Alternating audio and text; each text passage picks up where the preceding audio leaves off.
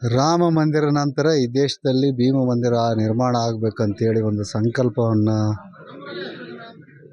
ಎಲ್ಲ ಸ್ನೇಹಿತರು ಸೇರಿ ಸಂಕಲ್ಪ ಕಳೆದ ಬಾರಿ ನಾವು ಮಾಡಿದ್ವಿ. ಅದಾದ ನಂತರ ಗದಗಿನಲ್ಲಿ ಸಮಾನತೆ ಯಾತ್ರೆ, ರಾಮ, ಭೀಮ, ಬುದ್ಧ, ಬಸವ, ಶರೀಫರ ಮೂರ್ತಿಗಳನ್ನು ಮನೆಯಲ್ಲಿ ಪ್ರತಿಷ್ಠಾಪನೆ ಮಾಡ್ತಕ್ಕಂಥ ಕೆಲಸ ಕೂಡ ಕಳೆದ ವರ್ಷ ಅಂಬೇಡ್ಕರ್ ಜಯಂತಿ ಅಂಗವಾಗಿ ಅವತ್ತು ನಾವೆಲ್ಲ ಸ್ನೇಹಿತರು ಸೇರಿ ಮಾಡಿದ್ವಿ. ನಮ್ಮ ಗದಗ ಭಾಗದ ಕುರ್ತಕೋಟೆ ಗ್ರಾಮದಲ್ಲಿ 2 ಎಕರೆ ಜಮೀನನ್ನು ಈ ಭಾಗದಲ್ಲಿ ಒಂದು ಸಮಾನತೆ ಮಂದಿರ ಆಗಬೇಕು.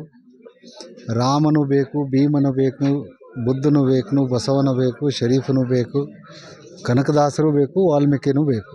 ಇವರೆಲ್ಲರೂ ಕೂಡ ಈ ಸಮಾಜಕ್ಕೆ ಸಮಾನತೆಯ ಸಂದೇಶ ಕೊಟ್ಟು ನಾವು ಬದುಕಿನಲ್ಲಿ ಹೇಗಿರಬೇಕಂತಕ್ಕಂಥದ್ದನ್ನು ನಾವು ಕೊಟ್ಟಿದ್ದಾರೆ. ಆದರೆ ಏನಾಗಿದವು, ಅಂಬೇಡ್ಕರ್ ಜಯಂತಿ ಆಗಿರ್ಬೋದು, ಜೊತೆಗೆ ಇವತ್ತು ವಾಲ್ಮೀಕಿ ಜಯಂತಿ ಆಗಿರ್ಬೋದು, ಬುದ್ಧ ಪೂರ್ಣಿಮೆ ಆಗಿರ್ಬೋದು, ಶರೀಫರ ಜಯಂತಿ ಅಂತೂ ಭಾಳಷ್ಟು ಜನ ನಾವು ನೆನಪೇ ಹಾರಿದ್ವಿ.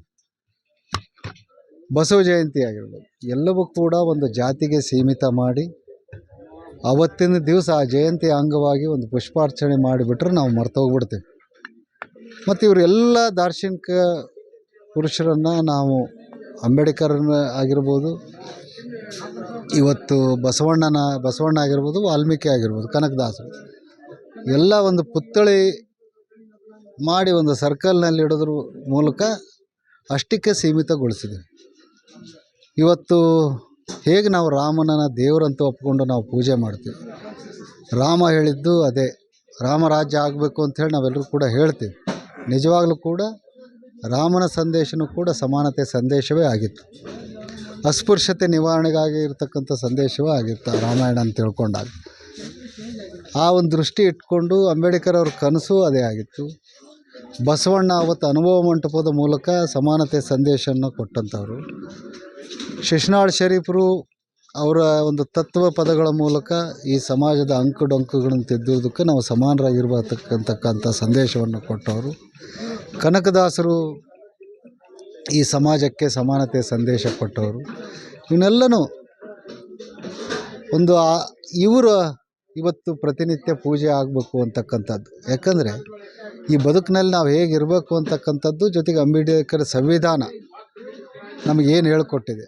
ನಿಜವಾಗ್ಲೂ ಕೂಡ ಇವರ ಒಂದು ಪೂಜೆ ಅಂದರೆ ನಾವು ಅವರ ಒಂದು ಆದರ್ಶಗಳನ್ನು ನಾವು ಮೈಗೂಡಿಸ್ಕೊಳ್ಳೋದ್ರ ಜೊತೆಗೆ ಒಂದು ಪುಷ್ಪಾರ್ಚನೆ ಮಾಡೋದ್ರ ಮೂಲಕ ಒಂದು ಮಂದಿರವನ್ನು ನಿರ್ಮಾಣ ಮಾಡಬೇಕು. ಆ ಸಮಾನತೆ ಮಂದಿರ ಭಾಳಷ್ಟು ಅದ್ಭುತವಾಗಿ ಈ ದೇಶ ನೋಡ್ತಕ್ಕಂಥದ್ದು ಪ್ರಥಮ ಮಂದಿರ ನಾವು ನಿರ್ಮಾಣ ಮಾಡಬೇಕು ಅಂಥೇಳಿ ಈಗಾಗಲೇ ಒಂದು ಅಭಿಯಾನದ ಮೂಲಕ ನಾವು ಅದಕ್ಕೊಂದು ಅಡಿಪಾಯ ಇಡಲು ನಾವು ಪ್ರಾರಂಭ ಮಾಡಿದ್ವಿ. ಸಮಾನತೆ ಮಂದಿರ ಟ್ರಸ್ಟ್ ಮೂಲಕ ಎಲ್ಲ ಸ್ನೇಹಿತರು ಸೇರಿ ಬರ್ತಕ್ಕಂಥ ಮುಂದಿನ ಅಂಬೇಡ್ಕರ್ ಜಯಂತಿಗೆ ಖಂಡಿತವಾಗ್ಲೂ ಅದನ್ನು ನಾವು ಭೂಮಿ ಪೂಜೆ ಮಾಡ್ತಕ್ಕಂಥ ಕೆಲಸ ಕೂಡ ಮಾಡ್ತೇವೆ. ಈ ಬಾರಿ ವಿಶೇಷವಾಗಿ ನಾವು ಸಮಾನತೆಯ ಯಾತ್ರೆ, ಸಮಾನತೆಯ ಜಾತ್ರೆ, ಸಮಾನತೆಯ ಬುತ್ತಿ, ಸಮಾನತೆಯ ಜೋಳಿಗೆ ಎಲ್ಲ ಈ ಮಹಾನ್ ಪುರುಷರ ಏಪ್ರಿಲ್ 14ರಿಂದ ಆ ಜಾತ್ರೆಯನ್ನು ಪ್ರಾರಂಭ ಮಾಡ್ತೀವಿ.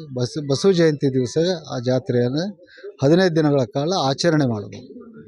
ಆಚರಣೆ ಅಂದರೆ ಏನು ಅವರು ಕೊಟ್ಟಂಥ ಸಂದೇಶವನ್ನು ನಾವು ಜನರಿಗೆ ತಿಳಿಸ್ತಕ್ಕಂಥ ಕೆಲಸ, ಜೊತೆಗೆ ಅವರ ಬುತ್ತಿಯನ್ನು ಆ ಜೋಳಿಗೆಗೆ ಏನು ಕಜ್ಜಾಯ ಅಂತಾರೆ ಈ ಜಾತ್ರೆಗಳಿಗೆ, ಇದನ್ನೇನು ಅವರು ಹಳ್ಳಿಯವ್ರು ಕೊಡೋದು ಎಲ್ಲ ಮನೆಯಿಂದ ಪ್ರಸಾದದ ಮೂಲಕ ಅವತ್ತು ಕೊಟ್ಟಂಥದ್ದನ್ನು ನಾವೆಲ್ಲರೂ ಕೂಡ ಸೇರಿ ಆ ಸಮಾನತೆಯ ಸಂದೇಶ ಇದ್ರ ಮೂಲಕ ಕೊಡ್ತಕ್ಕಂಥ ಪ್ರಯತ್ನ ಮಾಡೋದು. ಜನರಿಗೆ ತಿಳಿಸ್ತಕ್ಕಂಥದ್ದು ಅಂದರೆ ಸರಳವಾಗಿ ತಿಳಿಬೇಕು. ನಾವೆಲ್ಲೇ ಒಂದು ಕಡೆ ಭಾಷಣ ಮಾಡಿ ಕಾರ್ಯಕ್ರಮ ಇದೆ ಅಂತ ಕರೆದು ಭಾಷಣ ಮಾಡಿ ಹೇಳೋದಲ್ಲ, ನಾವು ನಡ್ಕೊಳ್ಳೋದ್ರ ಮೂಲಕ ಈ ತಿಳಿಸ್ತಕ್ಕಂಥ ಕೆಲಸ.